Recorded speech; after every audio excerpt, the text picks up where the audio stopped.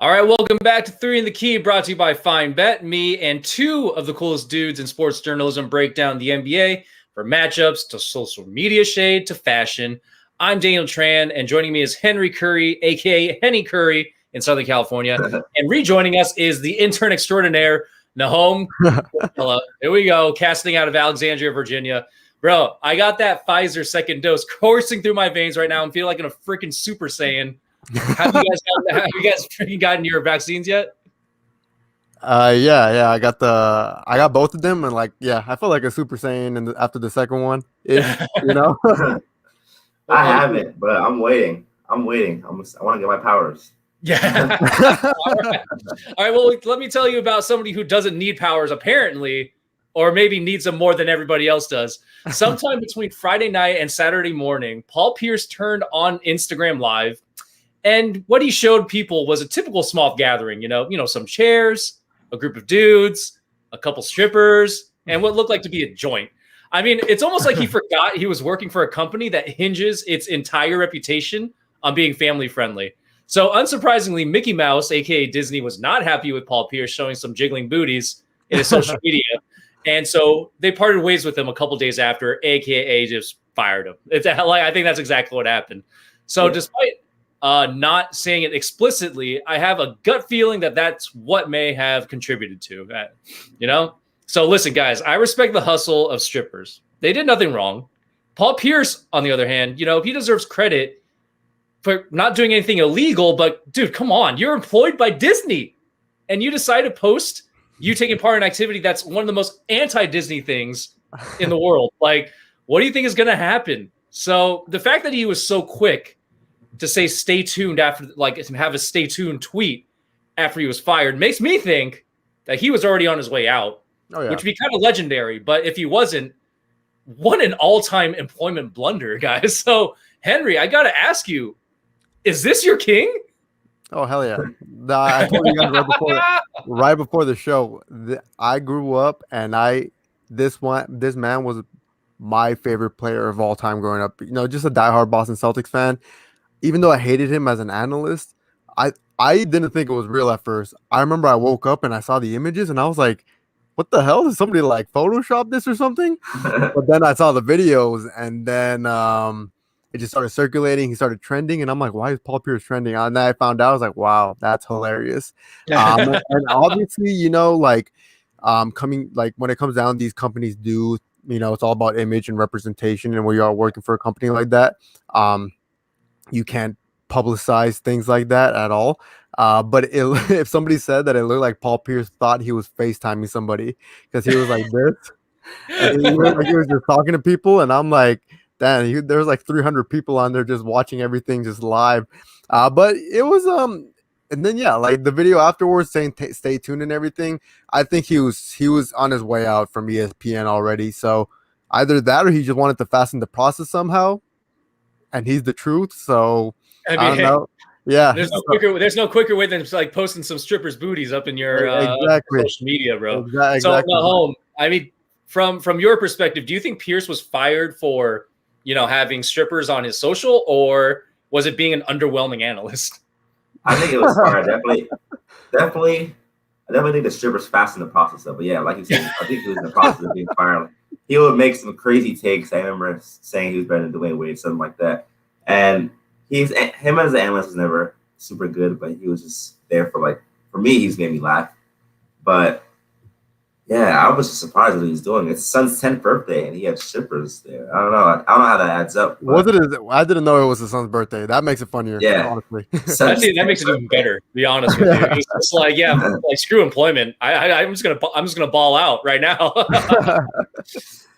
All right, so moving forward, I mean, he's not going to be unemployed for a while. He's not going to be unemployed for too long because he's Paul Pierce, number one, and number two, he just has he has a way of bringing people together, but not in a positive way. They're going to go against him. He's going to bring eyes like a Skip Bayless does, or to a lesser extent Stephen A. Smith. Even though we know Stephen A. Smith, one of the hardest working dudes in the business. So in terms of moving forward, we know he's going to get a broadcasting job.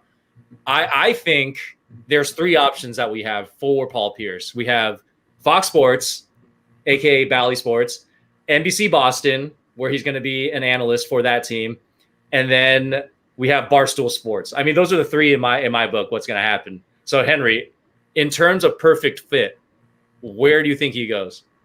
I think. Well, okay, if we're talking about perfect fit, then Barstool, because like if we what's his name, Portnoy, the president of Barstool, he like tweeted to Paul Pierce with a phone call emoji, and I'm like, yep, they like that. They know that, of course they do. Yeah, like they know that's their brand, and you know what, like it got people talking on Twitter and social media and everything, and like that's what they're all about, you know, the scandalous type of things. So but I don't think Paul Pierce will want to go to Barstool, you know, like I don't know what he has up in his sleeve, because he keeps posting videos of him just smoking a cigar and stuff, looking like he's just living life. I'm like, I don't know what this man's up to. All I know is that he's got a plan, or he already has something like set up. So wherever it may be, I think the video worked to his advantage, because he looks like he knows like what's going to go down the line, you know? I mean, this guy netted tens of millions of dollars. I wouldn't be surprised if he just lays on a beach somewhere. But I mean, I don't think that he will. I don't think that he will. I think he just like loves the attention too much. I mean, he didn't get a farewell tour. He didn't get a farewell tour when he was playing, and ESPN damn sure didn't give him a farewell tour after this. So I think that he's just going to keep playing it up. He's just going to keep trying to get that attention that he wants. So Nahom, we have three options. What do you think is going to be the better fit? If I had to pick, it'll be Barstool. But if I had, my best guess would be like a podcast, like something like a Showtime, like what Matt Barnes or Steven Jackson does. Yeah, like a podcast just talking about basketball. Like same thing with Darius Miles and Claire Richardson. I think he'd have a really good podcast, talking about his stories, talking about current NBA. Maybe he could be a third person there. But from those three, Barstool. Yeah, you say podcast, and I'm trying to think the advantage that Stack Jack and Richardson and all those other dudes have, and Barnes, they have great relationships with everybody in the NBA, right? Who does Paul Pierce have a great relationship with now? Yeah, to where he had like guests on, True. Not Ray Allen. Not Ray Allen. Not Rondo. I don't think. But Matt Barnes was hated too. He wasn't hated, but like Matt Barnes had some problems with people. I respect the hell out of Matt Barnes. But, I feel like people they hated to play against him, but they respected the hell out of him when they got to know him off the court, right? Plus, he's the one that drove to Derek Fisher, right? Because there's that whole and because of that, I respect the hell out of him. And, exactly. Yeah. So I mean, like all those dudes, they have great relationships. I'm not sure if Paul Pierce has burned every bridge since he's retired or not, but I mean, I would love to hear a podcast from him, just hear the takes for sure, because he's had some wild ones. All right, guys, so let's move on. Paul Pierce got his 15 minutes on here, or I guess 8 minutes, but whatever. So let's move on to the MVP race. So we are just over a month away from the end of the regular season, and the MVP race is starting to heat up. There were clear front runners at the beginning of this year, but the field has become a little more crowded lately because people have been balling out. So, Nahom, Henry, why don't you tell me who you think the MVP is right now, and we can break down why or why not. Let's start with you, Henry. Who do you think? At this point, Nikola Jokic. I think he's the clear winner at this point. He's literally leading the Nuggets in every single statistical category and advanced stats as well. Right now, they're on a 7-game winning streak, and that has to do also with the Aaron Gordon acquirement. But they're probably the most built team in the West right now in terms of taking down a team like the Lakers. And Jokic has been putting up some ridiculous numbers. Like I would want to put players like Donovan Mitchell in there and stuff, but it's just like. Or other like Joel Embiid missed some time. That hurt his MVP race a little bit. But also Joel Embiid has been dominating. But right now, I think I finally have like a clear front runner, and for me at least, it's Jokic. Just because of that factor right there. A player who's leading the team in every single category, and leading them, above the standings now in the Western Conference, especially as the regular season is winding down. Before this, I was like, who the hell is the MVP? I did not have a clear picture at all. So it finally kind of narrowed down for me. Obviously, we still have some time left in the regular season, but that's for me. What about you guys? Let's go with Nahom. I kind of want to hear his opinion. See, I'm stuck between Jokic and Harden because Harden, when he joined the Nets, I thought he was gonna not fall off. I thought he would take the back seat. But when KD went out, Kyrie had his personal issues. Harden led this team, and they're sitting on the top of the Eastern Conference. He's averaging 25, 8, and 11. So these numbers are still the same pretty much, and he's very efficient, leading the team. Harden's up there also, but if I had to pick one, it would be Jokic, with Harden being close to the two. Yeah, the thing I love about Jokic is that, the team concept in Denver should kind of erase his MVP candidacy, but he's that engine that makes everything go. I mean, when you lead a team in every statistical category and you have them near the top of a really tough Western Conference, it just makes sense for me, at least, that he would be the MVP because, I mean, you take him off the team. We don't know why, because he's never missed any time. Like this season specifically, he has not missed a game. And it's kind of wild that, in a era of, load management and rest and, soreness that are keeping, some of the best players out, he continues to play no matter how much he gets banged up during a game. I mean, we're talking 26, 11, and 9 almost with 1.5 steals a game. And, potentially he's going to be in the 50, 40, 90 club, which is ridiculous. Also, just like a center with those kind of numbers, kind of like wild to me. And the only thing that's kind of working against him, I guess, is like the team is better on defense without him on the court. So opponents are 6.4 points better in the offensive rating with him on the floor. I mean, and he's he's a slow white guy from Europe. That's going to happen, but like other than that, he makes it up on offense though. That's the crazy thing. So when he's on the court, they have a 122.2 offensive rating, and he's off the court, it's 107.8. That's a huge difference. So he brings a lot of value to that team. And to your point, Nahom, like when it comes to Harden, he has been arguably the best player on that team, especially because, he's just been around for like a lot of it. So KD's been missing a lot of time. Kyrie's, been missing some time, but the constant on this team ever since they got him was Harden. I mean, since they've gotten him, he was 26-7 with him they're 26-7 with him in the lineup. That's crazy on this team. And then when he's not, they're 1-2. So there's no doubt that he's talented and he's a former MVP to boot. And I think that, he deserves to be up there. But on the same, on the different side of the coin, he's arguably not even the best player on the team because it's Durant's team. Everybody knows it's Durant's team. Yeah. And that's kind of undeniable because, Durant's just the guy on the Nets. So he's playing on a stacked team. And there's a lot of team success that he can contributed or attributed to having, not only Durant and Kyrie, but also now Aldridge and Griffin, rejuvenated Griffin and Aldridge. So those are like the kind of like pros and cons of each of them. How do you guys feel about Damian Lillard? I'm going to go with Henry first. What do you think about Damian? Man, he's averaging right now 29 points per game, and he kept the Blazers afloat when CJ McCollum was out. Like right. He single-handedly kept that team afloat, and it's just I feel like the Trailblazers are in such a like in a neutral zone or in a neutral era, which is like they can't necessarily get over the hump, so that kind of strays away any MVP chances for Damian Lillard because he hasn't been able to do that for his team. So he is an MVP candidate for sure. But when I look at Jokic is shooting 57% from the field. Crazy. That is insane, and he's averaging a better 3-point percentage than every other MVP candidate, and he's a center.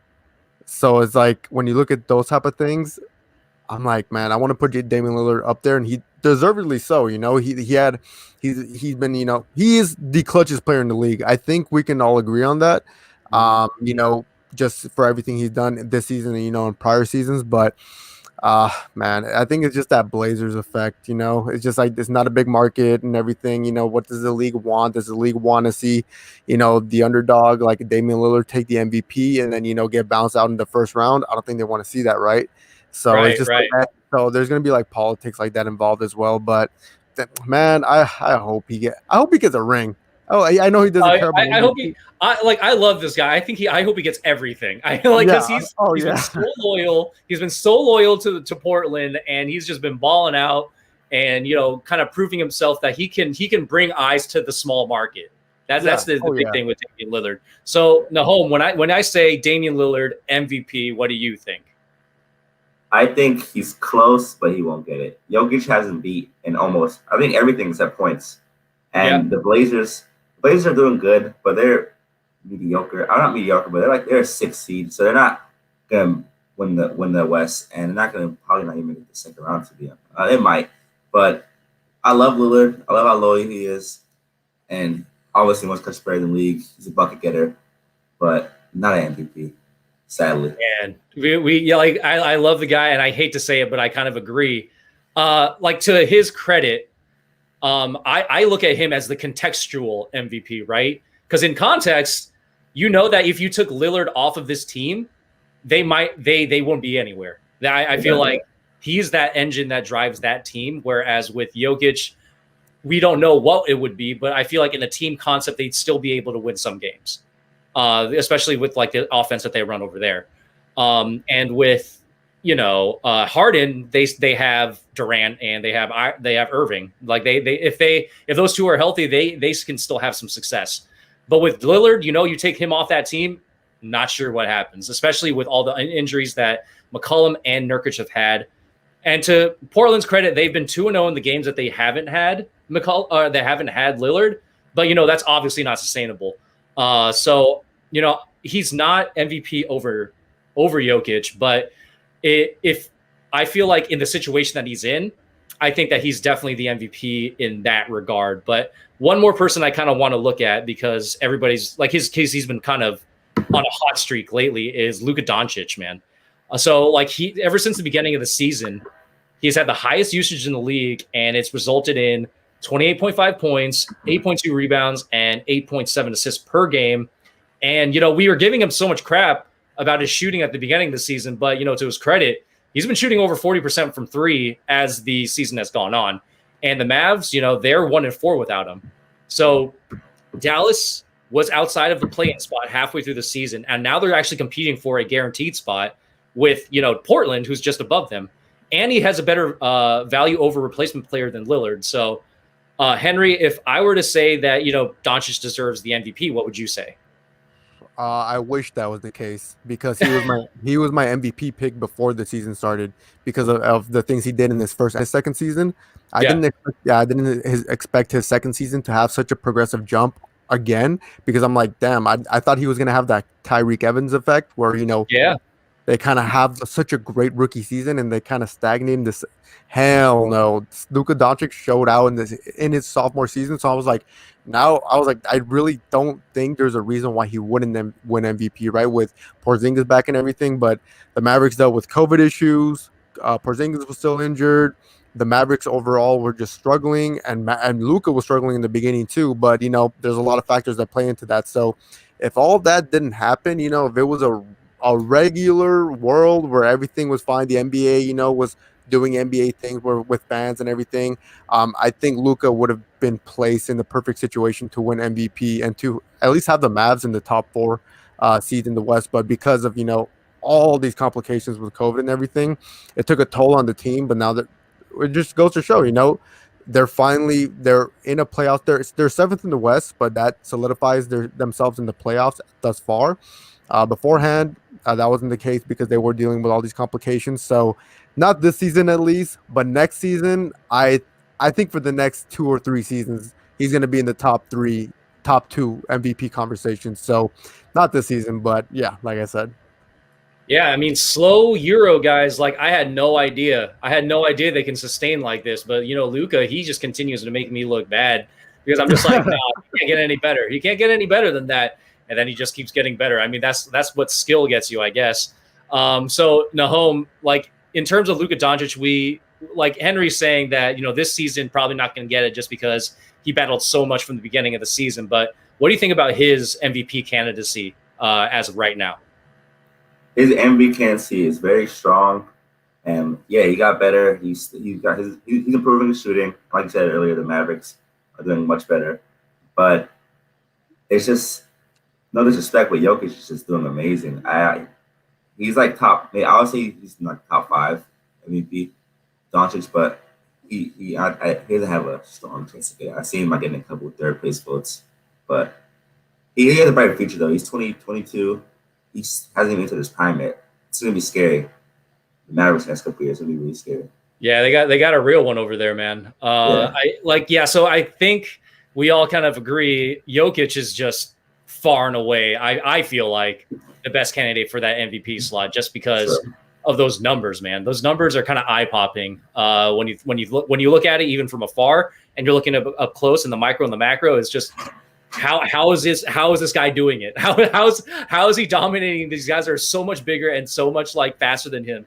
And I just don't understand. Like it's mind-boggling. But if anybody besides Jokic wins the MVP by the end of the season, something had to go very wrong for Jokic, either an injury or he just falls off a cliff basically in terms of production. So in this week ahead, I'm actually looking towards a game today: the Suns versus the Clippers. Two really hot teams. The Clippers have won 8 of the last 10, and the Suns have won 9 of their last 10. So the Clippers, they've been doing what they've been doing all season, relying on Kawhi Leonard and Paul George offensively. I mean, they're averaging combined 44.6 points in that 10-game stretch. And the Suns, they're using DeAndre Ayton on the inside and then Devin Booker on the outside. Devin Booker's been averaging 29.4 points in this last 10 games. The Clippers, they have the second best offensive rating in the NBA. Suns have the 7th. But they also have the 5th best defensive rating. So in this game tonight, I'm actually really interested to see who kind of comes out, because the Suns, they want to send a message to the Clippers that, hey, you might be the hot team from last year, but we are going to be the hot team this year. So what do you think happens in this game, Henry? I think especially because of the game yesterday between the Suns and the Jazz, the Suns, they beat the number 1 seed. So that was a very important game for them, for their confidence. So why wouldn't they think they can't beat the Clippers? The Clippers are the 3rd seed, and the Suns know they're hot right now, especially because I think Chris Paul just keeps showing how consistent he is throughout his career. And I'm like, damn, this man, I'm glad nobody has ever called him washed or out of his prime or anything, because look what he did for this team. Like, Chris Paul is a solidified, he's the point guard, and we all know that. But Devin Booker averaging, 29 points in his last 10. I think he's going to put up, those type of numbers against, a PG or Kawhi defense, because Devin Booker's been that hot. And right now, I think the Suns are finally playing with that confidence too, that I'm like, damn, they can be real contenders in the West. Even though they don't have playoff experience outside of Chris Paul, I think just, beating their contemporaries is going to add to that confidence going into the playoffs. So huge matchup for the Suns. And for the Clippers, they don't have much to prove with this game, because they know where they stand with their superstars, and how far they know they can get because they have playoff experience. But obviously they don't want to lose to an inexperienced playoff team too, because this could be a matchup we see in the postseason. So but if I have to choose one, I can see the Suns coming out of this one, just because they're on a roll right now, winning 9 of their last 10. So unless Paul George proves me wrong and he doesn't hit the side of the backboard, then I'll be damned.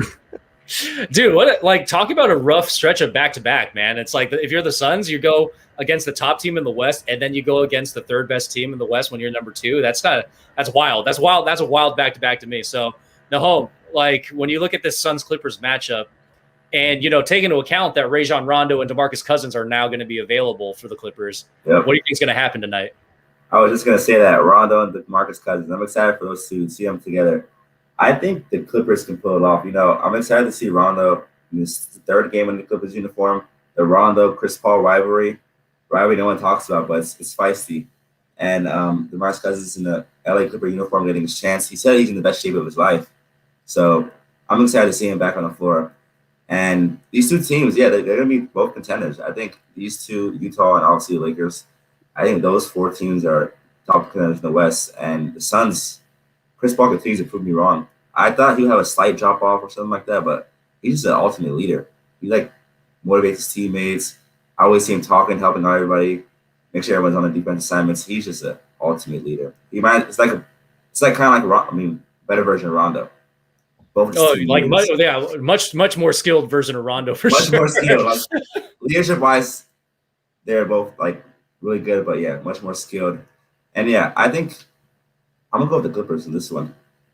Oh wow! Okay, All right, so all Yeah. right. So we got a split decision here. Usually it's like we all kind of agree, but I guess I'll be the tiebreaker here. I think the Suns are going to be too emotionally spent from their win last night. A great win against that Utah Jazz. But you went into overtime last night. You had a emotional win in like a really clutch time win by Chris Paul. I think he's as much of a veteran as anybody else. Where it's like on back-to-backs, you might take it the second night of a back-to-back a little off. So I think that the Clippers are coming off at least one day's rest. I think they're going to be able to take this game. Not that it'll matter in the slightest in the playoffs because I think Chris Paul will keep their heads on right and be like, listen, like we go out there and we want to make a statement, but if we don't make it, no big deal. It's all about the playoffs anyway. So I think that's kind of where the game will take us. I'm going to have to go with home on this one and say the Clippers will kind of be up on top, but I guess we'll see. We'll be watching. We'll be watching that TV for sure. Another game that I'm looking forward to in the future, Nuggets and Warriors. So the Warriors, they're in the final postseason position in the 10th seed, which is the last play-in slot, and I think that's tenuous at best. They have a relatively easy schedule remaining. I mean, it's the second easiest schedule according to Positive Residual with their NBA calendar. And they will need to but they will still need to navigate some tough opponents. So the Nuggets are one of them. The Warriors are 3-7 in their last 10 games, and Curry, unsurprisingly, in that last stretch has only been played in 4 of them, and they've gone in 2-2. But when he has played, my God, dude, he's balling out. So averaging 36.5 points in those games. That's just wild production. And the Nuggets, they're undefeated since acquiring Aaron Gordon and JaVale McGee. JaVale McGee, not much to do with it, but we have to give him credit. It's like they have been. He's there. Yeah. But in their last 10, they're 8-2. So they've had some great success, and they're currently on a 7-game win streak. So in this future game, I believe it's on either Saturday or Sunday. Henry, who do you have in this game? I'm gonna go with the Warriors, and the reason why I say that is because I don't know if you guys saw that game against the Bucks, but the Warriors were down fairly well going into the fourth quarter, and they went on in a 14-2 run, and Steph Curry just went, man. It's kind of criminal that Steph Curry has to carry a team like this, because he's having such an unbelievable season that it's going under the radar because they're 10th in the West. With Klay Thompson, they would easily be top 5, and I would be talking about no, Steph Curry is the MVP again this season. Yeah, but yeah, if he was able to carry his team over the Bucks, which is one of the best teams in the league, in the Eastern Conference and in the league in general, and they have substantial defense with Giannis and Drew Holiday and all those guys. Steph Curry, man, he's a special talent, and I think he is one of the only players that can single-handedly take down a team like the Nuggets. Like, he's just that good. Can I see them getting not blown out, but can I see them losing by plus 15? I can see that too, just because, the support between Andrew Wiggins and Kelly Oubre, super inconsistent. Like, if Andrew Wiggins played up to his potential, it'd be a different story, but he's not. We all know that. Kelly Oubre, he just airballed a mid-range against the Bucks, and I'm like, come on, man, you got to do better than that. you're an NBA, you're an NBA player, bro. You're not supposed to be making those mistakes. and Draymond's just so hesitant on his 3-point shot now. Like, he's wide open, and he just passes it up. He'll pass it out. Yeah, he'll pass it out. He'll pass it back out, or he'll drive it and pass it out, and then shot selection's not there anymore. So all those factors need to figure themselves out so that Steph Curry can't, so his efforts won't be a burden. But I got the Warriors in this one, and I'll take it if they lose because. Yeah. So we're talking about the Warriors, dude. What happened to James Wiseman, man? He was supposed to be good. He was supposed to be an instant contributor, right? He's 19. Yeah. Now, Nahum, if you want to take that one. I mean, Wiseman, he has potential. I mean, it's the first year under the Warriors system. It's a tough system to learn. I think he'll be just fine. And obviously, Anthony Edwards and LaMelo Ball are like so far way more like exciting and talented. But Wiseman is like one of those guys in the future. He'll pan out really well. And in regards to the game, I got the Nuggets. I'm gonna have to go with the Nuggets. I think like I said, roll them out. Not blow them. Maybe like I think they're gonna take the over 15. And yeah, I don't see Jokic and Aaron Gordon. They've been too hot recently. I don't see the Warriors pulling off. It's just Steph Curry. And I don't know if you guys saw Kelly Oubre talking about he's want to come off the bench next year when Klay Thompson comes back. I don't know if you guys heard about that.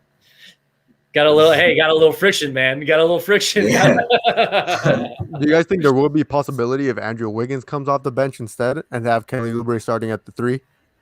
I mean, that would mean that Andrew Wiggins kind of admits that, you know, he's not the player that he is billed to be. And I don't know if that's ever going to happen, that he's going to hold on to that potential tag that he's been holding on to for like the last 5 years where, you know, it's like he's still young, you can figure it out. But I don't know, man. I would prefer him to come off the bench until he proves himself to be, you know, tough enough to, you know, like handle the rigors of a actual NBA season. I don't know. Like, what do you think, Henry? I feel like I think he's just not in the right role. Like he himself, he's waiting to be that all-star, but he's not, and that's not like, you know, the end of the world. If he can play that Lou Will role where he is, you know, a 6th man of the year candidate and fills that role well, which I think he can, then I think he's only going to help his team even more. But I get it, you know, it's a personal thing. You know, you want to prove yourself, right? And all these players have the right to do so, but when at the end of the day it comes to the productivity of your team and not yourself, so that's a hard pill that he might have to swallow, but not our problem. So we'll see how it pans out. Yeah, right. It's like we like to talk about these NBA players, but you know, they kind of signed up for this life. And thankfully we can just talk about it. Okay. So that's it, folks. This episode of 3 of the Key is over. Thank you for listening, and be sure to catch us next Thursday.